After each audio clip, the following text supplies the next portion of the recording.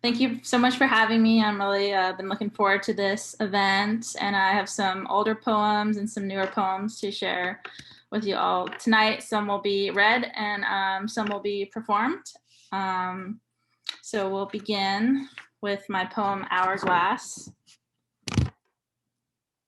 The sand in the hourglass is missing, though the glass is not shattered. I discover the tan grains scattered in my green porcelain bathtub. I decide to let the water flow from the silver faucet and the sand swirls. The crystal clear water is too transparent, so I add blue dye. I create an ocean, and when I shut the faucet off, time sinks back to the bottom.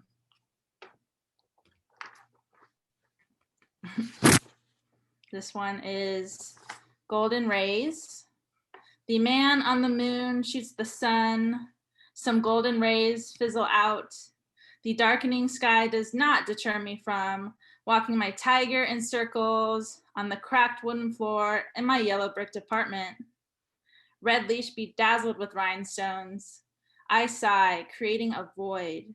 Orange and black stripes disappear, remaining rhinestones. I pick up each sparkling jewel and arrange them in a star.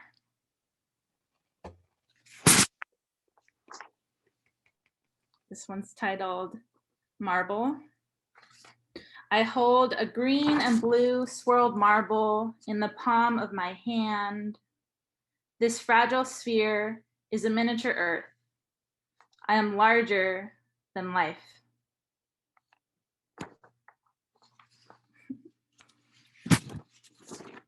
This one is Infinitesimal Stars.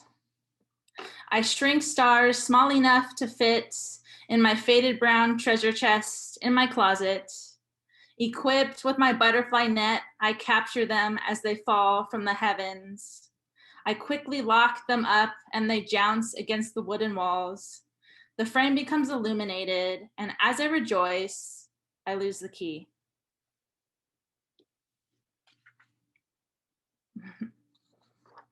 This one is The Battle Within.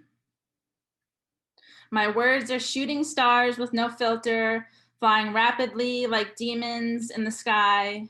The ego soars, drenched with sorrow.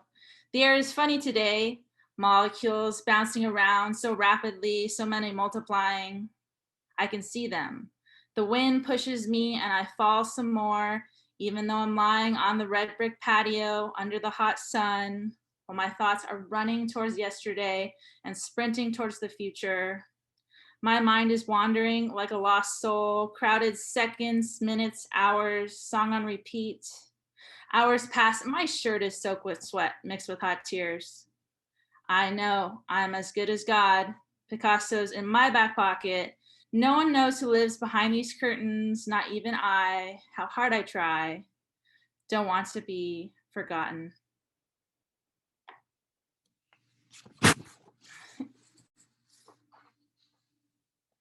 We have Red Dove. The eyes of a red dove quiver. The sun washes out the color of its feathers from red to pink, like the melting pink ice cream with clear sprinkles it is eating on the burning black pavement. Sugar crystals sparkle. I witness the pink dove levitate and float upwards like a pink balloon into the blue sky. Pop, the man shot it.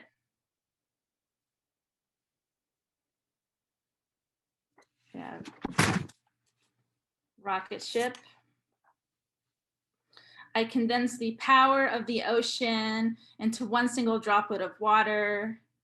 It was my hot tear that warped time during my 14-day stay in the psychiatric hospital. My body no longer felt like mine. Oh, mania. My nurse told me to paint every day. Art therapy, she said, but I could only paint countless red rocket ships that I longed to escape on, to connect my body to my mind that was somewhere lost in space and threatened by a black hole. I could feel she was disappointed in me. I taped up each identical painting to my wall just to realize that part of me was still on earth.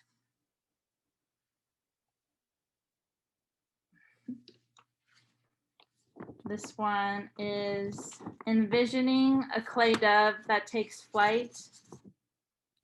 I was given a miniature clay dove to be my guardian the day living with bipolar disorder became my reality.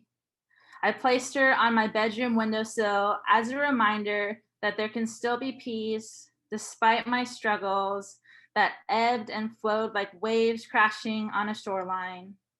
She rested in the same spot for a decade, though every morning I'd check on her since I longed for her to take flight. I would dust her off with a tiny scrap of a green dish towel. She became more than my guardian. In fact, she manifested my hopes and dreams. I too wanted to soar. Her motionless presence filled up my bedroom, though this fine morning she was no longer there. It was as if she came to life and snuck out my cracked window without a sound during that hot summer evening and took flight under the bright stars. At first, I was heartbroken at this loss, yet I became conscious of my inner strength and that what is constant is change.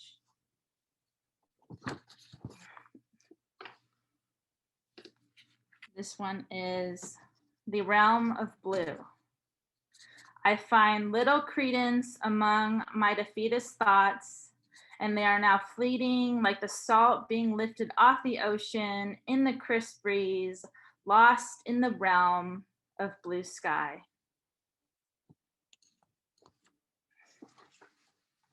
This one's letting go.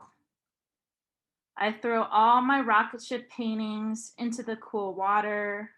I witness the tide snatch them up and carry them off into the vast blue ocean.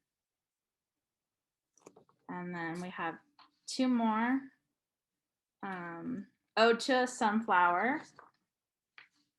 In outer space, a strong sunflower floats in orbit, and a lovely astronaut sprinkles joy on the sunflower. These sunflower seeds light up in a yellow spiral, one by one rapidly. Beams of light radiate out from each seed, and the petals pulsate with power. Flashes of gold in the realm of dark matter. These beams of light reach the earth, coated in a blanket of black, cutting through the darkness, zigzagging like lightning. Oh, how the sunflower shakes its head like a lion shakes his mane and showers yellow pollen that floats, drifts, and coats the darkness ever so gracefully with gold, like a rain that reaches earth. A sunflower bringing joy into this dark world. And to close it off, farewell. When we parted, all the water evaporated from the earth's ocean, so only endless mountains of salt remained, as heavy as the moon, as heavy as my heart. On a pilgrimage in your honor to discover the tallest mountain, I traversed through treacherous terrain, while the sheer sun against the white hurt my eyes, and with every heavy footstep, my black boots crunched the salt, where the sound ricocheted from mountaintop to mountaintop. I prevailed by reaching the sparkling summit, then laid flat on my back and made an angel, sensing her spirit rising while witnessing the pinnacle of the sunset. Its pink rays like roses without thorns. Oh, how I wish I could have bottled up that for you. For the sake of freedom, I shouted, let it rain, well equipped with my lifeboat made out of driftwood. The rain did come, dissolving the mountains, and I saw your reflection in a singular drop. Thank you.